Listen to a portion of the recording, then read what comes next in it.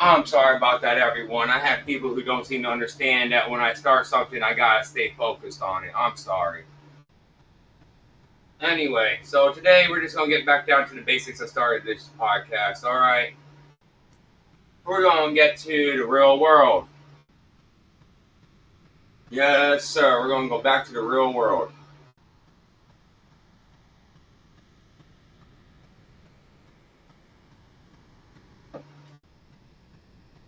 With that being stated, let me switch over to the mouse. Da da da da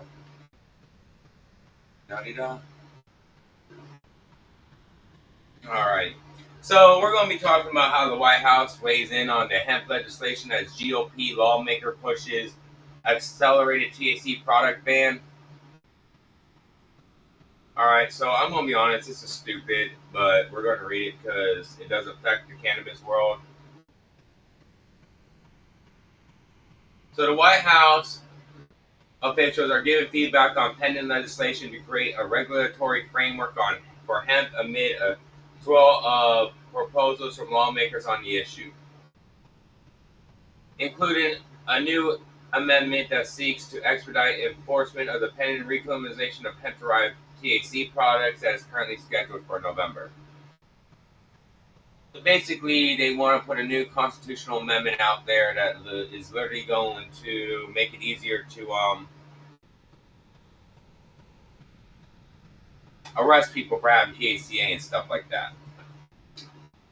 That doesn't seem right to me, in my opinion. But you know, what? Who am I to say? Now, on Tuesday, Vince Haley, director of the White House Domestic Policy Council, and James Braid, assistant to the president for legislative affairs, sent hemp policy suggestions to Representative Andy Barr, representative out of Kentucky, Republican out of Kentucky to be more precise, who has been helping to lead efforts to enact regulations for the plant as an alternative to prohibition. We appreciate your work to advance the policy of an executive order President Trump signed in December that included provisions seeking to protect Americans' access to CBD products, the staffers wrote in a letter to congressmen. We are transmitting for your consideration draft legislative text and comments to address the statutory definition of the final hemp-derived cannabinoid products. In order to allow Americans to benefit from access to appropriate full-spectrum CBD products while preserving the Congress's intent to restrict the sale of products that pose serious health risks. The White House official said, according to a social media post containing a screenshot of the letter, we are available for discussion and further technical assistance. So basically what's going on is they want to pass an amendment that will make it easier to arrest people and faster to arrest people who are in possession of THCA, Delta, and stuff like that, but CBD will be completely safe. For those of you who don't know, CBD doesn't really do much on its own. Honest to God. It doesn't. But it works for some people, I guess. It personally doesn't work for me. But that's just my opinion of the matter. My opinion is like everyone else's asshole. It stinks, apparently. I think just turn around, pass marijuana on a full-on sin tax level, and you're good. Put under a sin tax on a federal level, a 20% sin tax. Have each state have a maximum of 20% sin tax on theirs. And you're going to see a very large payout in taxes that are going to benefit not just the state but federal economies, and as a result benefit the world's economy. But doing what they're trying to do right now doesn't make no sense to me. I don't understand why they're going the route they're going, but there's nothing I can do about it. People don't listen to me. They just do what the hell they want. If I was to be president, I'm going to tell you right now, if I was ever to become president, marijuana would be legal under an executive order. We're using a sin tax.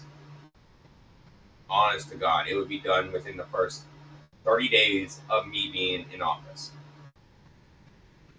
I would also turn around and do reparations and stuff like that for all those people arrested for possession of marijuana and marijuana-related charges. Dating back to 1937, which means their families would be paid out of the tax money that is made off of the sales of marijuana under a sin tax on a federal level. Now, by my estimate, that should pay everything off within 5 years, so then the federal government can start receiving the funds. But we were to divide it up in a fair amount of, let's say, like 50-50, 50 goes to the feds, 50 goes to the families. It would take us about 10 to 20 years to pay it off completely. But I'm just saying do it in one lump sum. Get it done and over with. They do what the hell they want with their money. But I think that would be fair. Overturn the convictions, pay recommendations dating back to 1937, thanks to Harry J. Anslinger of the Federal Bureau of Narcotics Investigations under the Department of Treasury, later became the Department of Drug Enforcement Agency, or the DEA. He is the first commissioner of both, by the way. Oh, I pray to him, I trust him every day, Sean. But amen and thank you, brother. So I'm gonna be honest with you. This stuff that's going on in DC is a bunch of bull malarkey. But we're gonna keep on reading it. The attachment with the administration's proposed legislative was text not included in the post. And the White House and Barr's office did not immediately respond to the marijuana moment's request for further details. Barr filed a hemp amendment this week to the pending farming bill, but later withdrew it for reasons he did not announce. It's not clear from the letter's text whether the White House was proactively sending legislation proposals to the lawmaker, or if they were replying to something his office submitted. Though two cannabis industry sources suggest the marijuana moment that Barr first sent language to the administration, which then provided technical feedback. Barr's now withdrawn amendment, according to the sponsor's summary, amends the definition of hemp to preserve the lawful hemp market while creating a regulatory framework that protects children against synthetics and ensures that any products on the marketplace are American origin. Yes, it should be American first. Yes, we need to protect children. Yes, we do not need any more synthetic cannabinoids out there. But to ban hemp to derive cannabinoids, that's bull malarkey.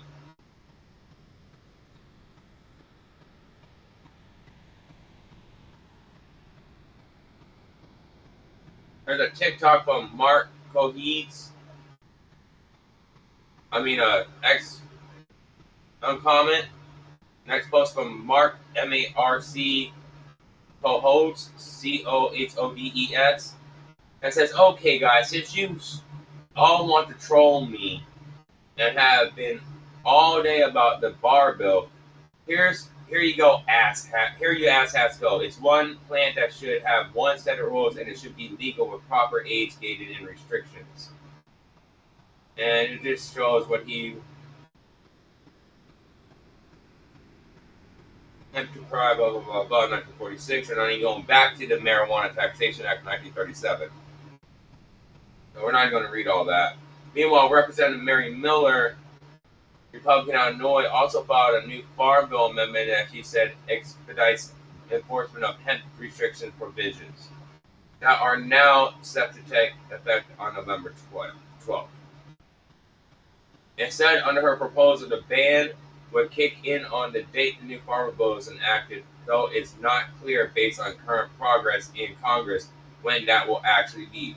And the legislation could potentially not end up passing until after the current recriminalization date, making the amendment moot.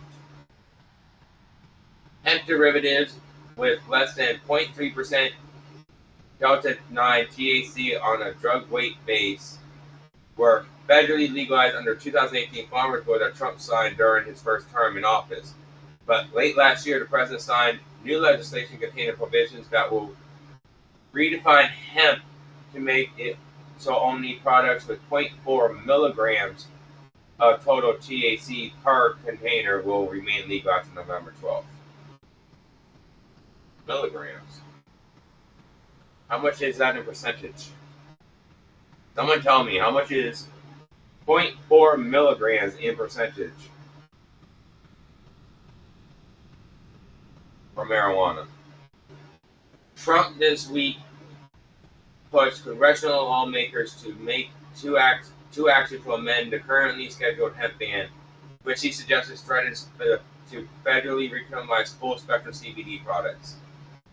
I am calling on Congress to update the law to ensure that Americans can continue to access the full-spectrum CBD products that they have come to rely on, and that help them, while preserving Congress's intent to restrict the sale of products that pose health risks, the president said in Truth Social on post on Thursday, the same day his administration announced it's moving forward to reschedule marijuana. We must get this done right and fast, especially for those who saw that CBD helps them. Plus, I am told there's also help our great farmers who we love and will always be there for.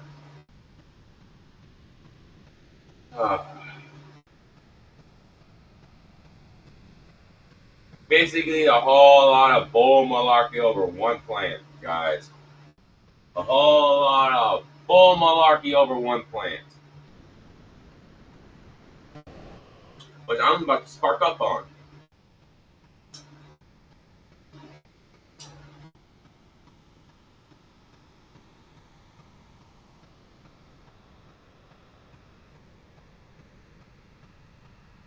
If I can remember how to roll.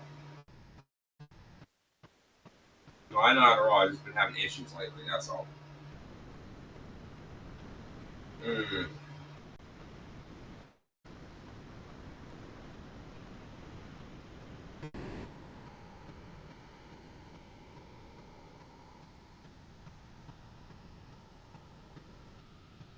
Alright, so we hear about Pennsylvania next, guys. Or Missouri.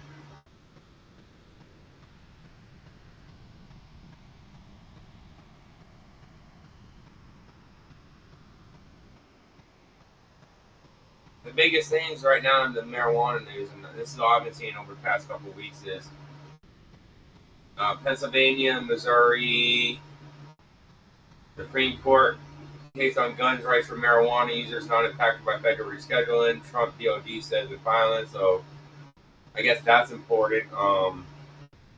It's understandable why you. I'm gonna be honest with you. I would love to be able to have my guns back right now. Just be able to smoke. I mean, like, it's not like I'm going to hurt nobody. It's just if someone breaks in my house, they're going to find out. But you know how that is. The world don't like it. Alrighty.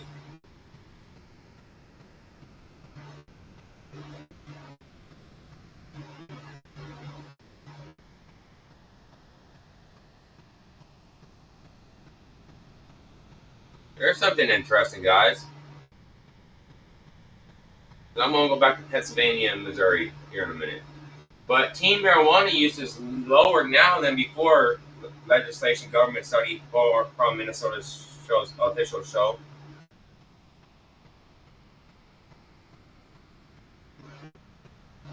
Despite concerns from marijuana legislation opponents who claimed the policy would lead to a skyrocketing use by teens, cannabis consumption by middle and high school students in Minnesota is now lower than it has ever been over the past decade, according to newly published state data.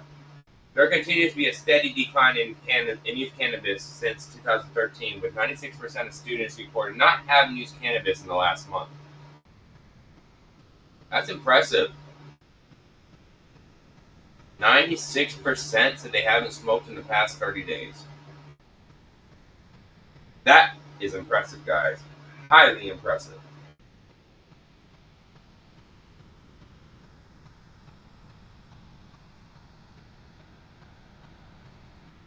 I'm gonna be honest with you. Even back when I was in high school, I could never tell you I was sober. Honest to God. Maybe my freshman and sophomore year, I was sober most of the time, but not junior and senior year, especially not senior year. Oh, hell no.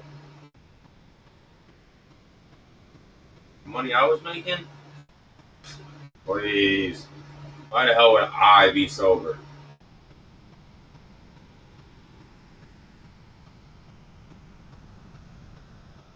Um,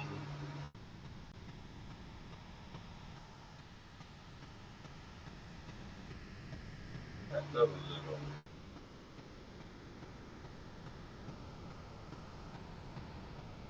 that's a little creepy, guys. I'm sorry, I had to kick that one. I kicked that guy out. That disturbed me. That disturbed me, what that man just said in my chat. Mm-mm. Now, like I was saying, the State Department of Health said in a press release on Monday about the latest results in Minnesota student survey, which let me remind everyone again what that was said. There continues to be a steady decline in youth cannabis use since 2013, with 96% of students reported not having used cannabis in the last month.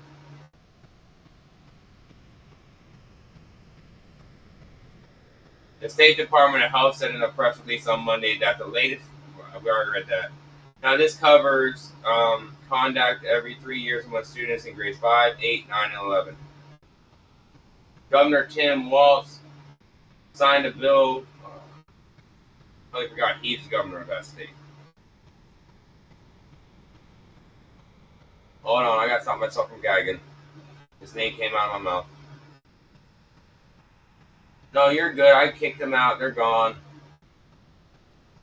You're good.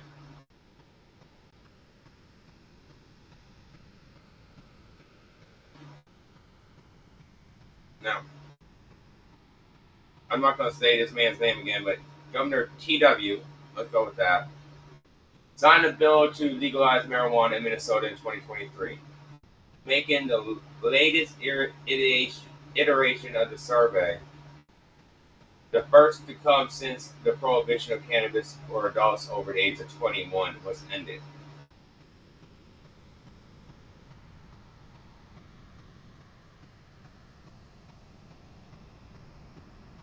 They say it's been a 57.7% statewide and self-reported post-year cannabis use from 2013 to 2025 among 8th, 9th, and 11th graders combined.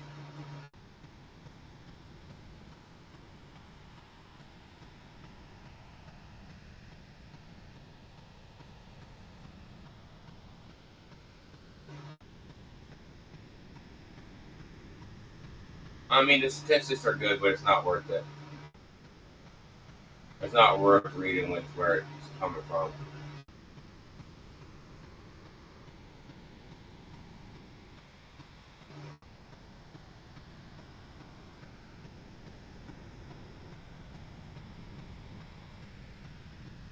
Trying to find a nice story to read.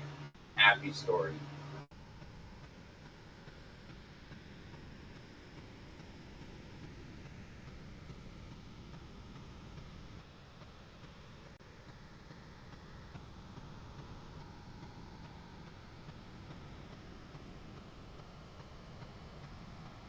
It's really hard to find something when everything's just about news.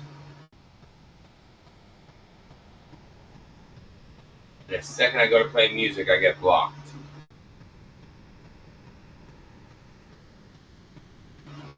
But anyway,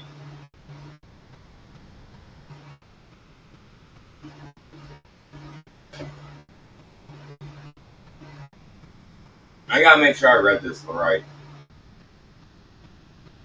California lawmakers vote to allow drive-thrus at marijuana dispensaries. Okay, I didn't read that right. I said drive-through marijuana dispensaries. We have a few drive-thrus here in Florida.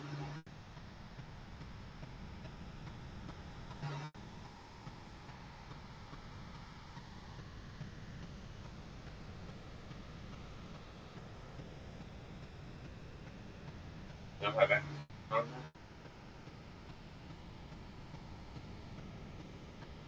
Alrighty, well, I guess I'm done, guys. I'm not gonna lie, I'm pretty much ending this because I'm hungry. So,